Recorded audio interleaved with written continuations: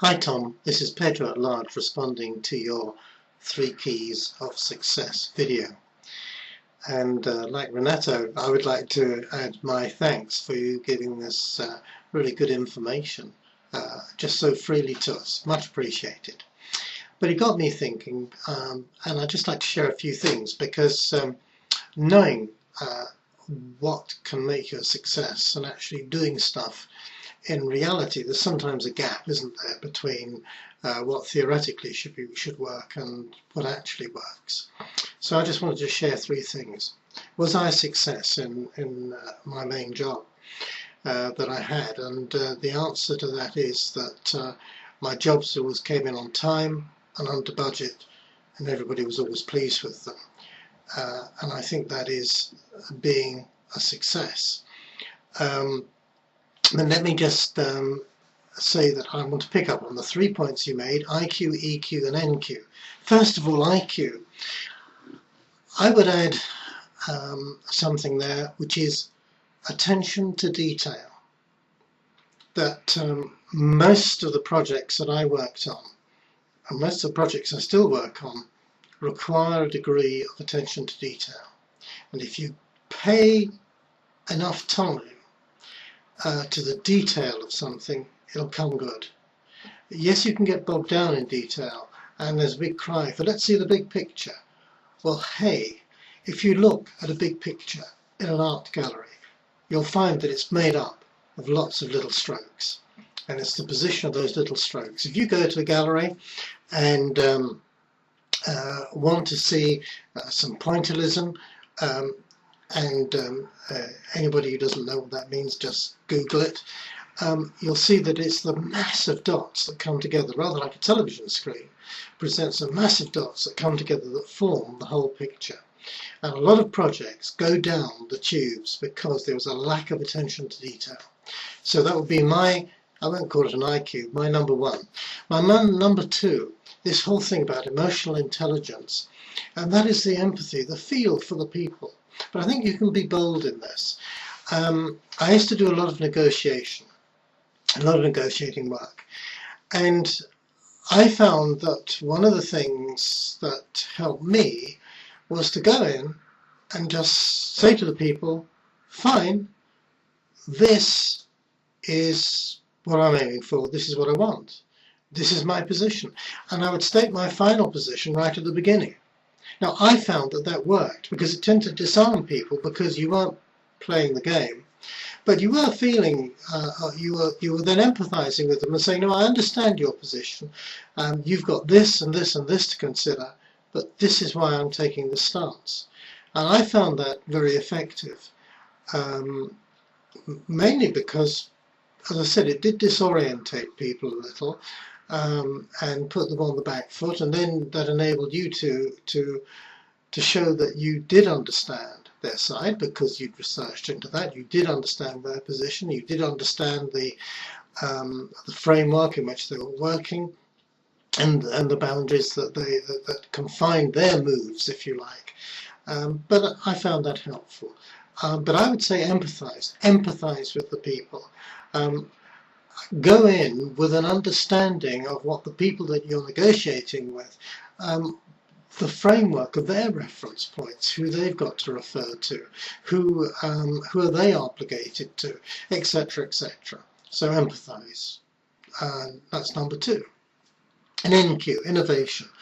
Oh yes. Now I found a very simple way of keeping up to date with the things that I had to keep up to date with. One of them is read trade magazines concerning the subjects, and I found that very helpful. It keeps you up to date, not necessarily with good information, but with trends. It'll give you the trends of where people are going, where people are pressing forward, here and there, what's likely to be the next idea, and so on and so forth. And I found that obviously the magazines vary in quality, but you can soon assess which ones are going to help you for which particular areas of work that you're involved with. So trade magazines can be helpful, tied in with exhibitions. I found exhibitions are great. I went to exhibitions not only to see what other people were offering that my organisation could use, but also representing my organisation, explaining to other people what we could do for them.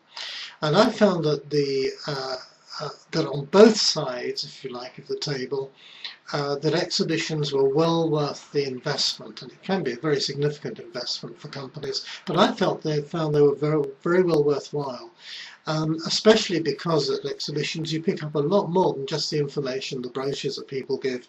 Again, you can begin to see the way things are going, you can begin to sense trends, and it all helps you keep one ahead, if you like, in the game, which is really important. So that's my NQ, my third point.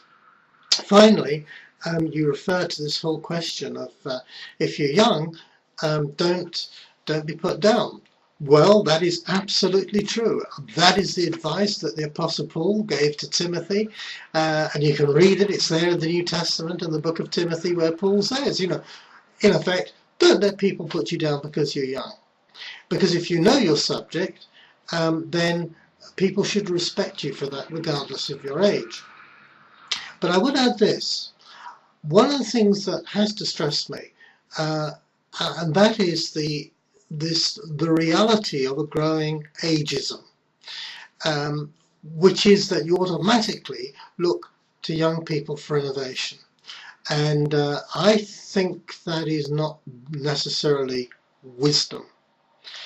There is a wisdom, there is a natural wisdom that comes with age. Yes, there are a lot of very stupid old people, just like there are a lot of very stupid young people and very stupid middle-aged people. But there are some incredibly wise old people, as there are some incredibly insightful middle-aged people and incredibly exuberant and innovative young people. But let's not judge people by their physical age. Let's judge them by their mental agility and their ability to grasp hold of ideas and to turn their ideas into a winning formula. So there we are. That is my last one. I don't know what I'd call that. I suppose AQ for age quality. And that is that the quality of our age is determined not by the state of our bodies, but by our mental agility as far as business and that sort of thing is concerned. As far as the individual qualities of people, people are people, even when they haven't got mental agility. And, that's just one skill. And underlying all of this, as we approach the whole thing of IQ, EQ, NQ, and of age, is respect. And that's respecting people we work with, respecting the people that in some senses, not that we're working against, but that we're in competition with. And that if you allow respect to work through your work relationships, it's going to go a long way to making you successful and reach the potential that you have to reach. Tom, thank you for a fascinating video. God bless. Goodbye.